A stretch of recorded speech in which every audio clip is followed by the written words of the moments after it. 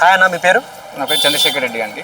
అన్న, ఇప్పుడు జూబ్లీస్లో ఎన్నికలు నడుస్తున్నాయి. సో ఇక్కడ ఏ పార్టీ గెలిస్తే బాగుంటుందని మీరు అనుకుంటున్నారన్న? నేను ఏ పార్టీ అనేది ఏం లేదు, కానీ డెవలపింగ్ అనేది కావాలని మేము కోరుకుంటున్నాము.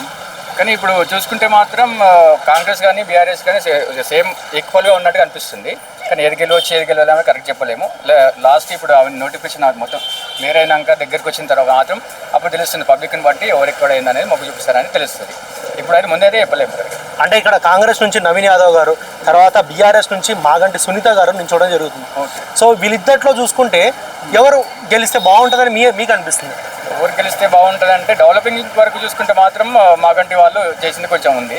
ఈయన కొత్త ఆయనకు ఛాన్స్ ఇస్తే మనం ఇంకా డెవలపింగ్ ఎక్కువ ఉంటుంది ఏమనేది ఒకసారి ఛాన్స్ ఇస్తే బెటర్ ఏమని అనుకుంటున్నాను.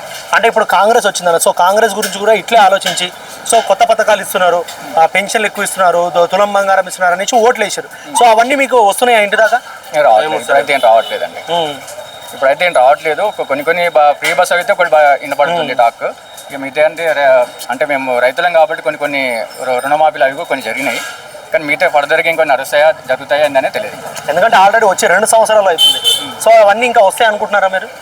చెప్పలేము, బడ్జెట్ లేదంటున్నాడు. బడ్జెట్ వస్తే వస్తుందేమో, ఇంకా కరెక్ట్ గ్యారంటీ అయితే లేదు కదా. సో అంటే ఇప్పుడు కాంగ్రెస్ మీద ఇక్కడ ఉన్న ఓటర్స్ అందరూ నవీన్ యాదవ్ గారికి వేసే ఛాన్స్ ఉందంటారా? కనిపిస్తుంది కొంచెం అయితే. మొగ్గు అయితే అక్కడనే ఉన్నట్టు కనపడుతుంది. వస్తే రావచ్చు మేబీ. అంకుల్ నమస్తే. అంకుల్ మీ పేరు? దేవేందర్. అంకుల్ ఇప్పుడు జూబ్లీస్లో ఎన్నికలు నడుస్తున్నాయి. సో ఇక్కడ ఏ పార్టీ వస్తే బాగుంటుందని మీరు అనుకుంటున్నారు? నవీన్ యాదవ్, కాంగ్రెస్.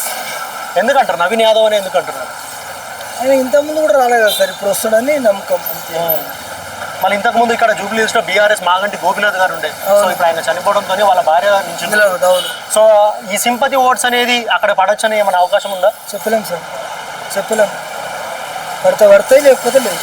అంటే ఇప్పుడు కాంగ్రెస్ వచ్చింది అంకుల్, ఇక్కడ కాంగ్రెస్ వచ్చిన తర్వాత నుంచి మీకు ఎట్లా అనిపిస్తుంది? అంటే మొత్తం నవీన్ యాదవ్ గారికి మార్పు రావచ్చు అంటారా ఈ కాంగ్రెస్ ప్రభుత్వంతోనే? వస్తుంది మార్పు వస్తుంది. బాగా కానీ ఎట్లా చెప్పాలి, చాలా మంది పథకాలు నెరవేరుస్తారు, పథకాలు అమలు పరుస్తలేడు, ఏ విషయాలు కరెక్ట్ చేస్తలేడు ఆయన. మళ్ళీ ఇప్పుడు మీరు నవీన్ యాదవ్ గెలుస్తారు, కాంగ్రెస్ తరఫున నించుంటుండు, మళ్ళీ ఇవన్నీ చేస్తలేడు మీరే అంటుంటే మళ్ళీ ఆయన అయితే గెలుస్తాడు? ఏమో ఆయన పార్టీని చూసి చేస్తలేడు, మనుషులు చూసి చేస్తున్నారు అంటే మనుషులు చూసి చేస్తున్నారు అట్లా. సో అంటే ఇప్పుడు మీరు కాంగ్రెస్ అంటే ఏం చేయట్లేదు అంటున్నారా మీరు? అవును, చేస్తలే, ఏం చేస్తున్నారు అంటే మీకు ఆరు గ్యారంటీలు పెట్టింది అంకుల్. మామూలుగా 200 కరెంటు యూనిట్, మహిళలకు 2500, తులం బంగారము 1,00,000 రూపాయలు ఇస్తామన్నారు, తర్వాత ఫ్రీ బస్సు, ఇవన్నీ నడుస్తుంది. వేరే ఏం నడుస్తుంది? అన్న నమస్తే. మీ పేరు? నమస్తే, భానుప్రకాష్ అండి. అన్న ఇప్పుడు జూబ్లీస్లో ఎన్నికలు నడుస్తున్నాయి అన్న, సో ఇక్కడ ఏ పార్టీ గెలిస్తే బాగుంటుందని మీరు అనుకుంటున్నారు? అంటే ఇక్కడైతే బాగా వినిపిస్తున్న పేరు నవీన్ యాదవ్ పేరు వినిపిస్తుంది. ఈసారి ఆయన ఛాన్స్ ఇస్తారేమో, మరి ఓటర్లు వాళ్ళ ఒపీనియన్ బట్టి అనుకుంటున్నారు. అందరూ అలానే కాంగ్రెస్కే వస్తుందని అనుకుంటున్నారు. అంటే ఇప్పుడు ఇక్కడ మా సానుభూతి పరులు ఉన్నారు కదా బీఆర్ఎస్కి, వాళ్ళు కూడా అటు ఓటింగ్ చేయొచ్చు. అంటే 50-50 పడవచ్చు, లేదా 60-40 పడవచ్చు, ఏదైనా అలాగా ఛాన్సెస్ ఉన్నాయి.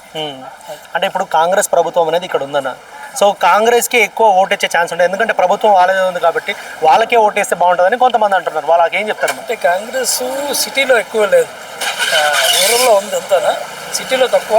కానీ ఇక్కడ ఉన్న పర్సనల్గా నవీన్ యాదవ్ గారు చేస్తున్న కార్యక్రమాలు బట్టి ఆయనకు రావచ్చు అని అనుకుంటున్నారు అందరూ. అంటే ఇప్పుడు రేవంత్ రెడ్డి గారు వచ్చారన్న, సో ఇక్కడ ఆయన పరిపాలన అనేది మీకు ఎట్లా అనిపిస్తుంది? ఎందుకంటే 6 గ్యారంటీలు పెట్టి వారు అధికారంలోకి వచ్చారు. సో అవన్నీ మీకు ఇంటి దాకా అందుతున్నాయా? అందుతున్నాయి, అంత బాగానే ఉంది. రేవంత్ రెడ్డి గారు చేస్తున్న పథకాలన్నీ బాగున్నాయి. సో కాంగ్రెస్కి సిటీలు ఇప్పుడు వాళ్ళు క్యాడర్ని డెవలప్ చేసుకుంటున్నారు కాబట్టి బాగుంటుంది, భవిష్యత్తులో బాగుండొచ్చు. అంటే ఇప్పుడు చాలామంది చెప్పేది ఏంటంటే ఒకటి 2 పథకాలు తప్ప మిగతా ఏవి వాళ్ళ ఇంటి దాకా అందట్లేదు అనేసి చాలామంది చెప్తున్నారు. అంటే కొన్ని దగ్గరలో అలా జరుగుతుంది, అన్ని దగ్గరలో కాదు. కొన్ని నియోజకవర్గాల్లో కొంత ప్రాబ్లం ఉంది. అంటే ఇంతకుముందు సిటీలో ఉన్న నాయకత్వం ఉంటుంది కదా, వాళ్ళు బట్టి ఉంటుంది ఏదైనా అది. సో మళ్ళీ కొందరికి వస్తున్నాయి. సో మళ్ళీ బీఆర్ఎస్ గురించి చెప్పాలంటే మీరు ఏం చెప్తారు? అది కూడా మంచి పార్టీయే, వాళ్ళు కూడా చేస్తారు, మంచి మంచి కార్యక్రమాలు చేస్తారు. కానీ ప్రజల్లో ఒక రకమైన వ్యతిరేకత రావడం వల్ల మార్పు కోరుకుంటున్నారు కదా, దానిలో భాగంగా ఇప్పుడు మరి ఈ ఎలక్షన్ చూడాలి ఏం జరుగుతుందని. సో మళ్ళీ ఇప్పుడు ఇక్కడ నవీన్ యాదవ్ గారు గెలిచి ముందుకు వస్తే సో జూబ్లీస్ మొత్తం అభివృద్ధి చెందుతుందంటారా మీరు? అంటే ఆయన చాలాసార్లు పోటీ చేసి ఓడిపోయారు. సరే ఈసారి ఆయన ఇచ్చిన హామీలను నెరవేర్చుకుంటారని అందరూ ఆశిస్తున్నారు.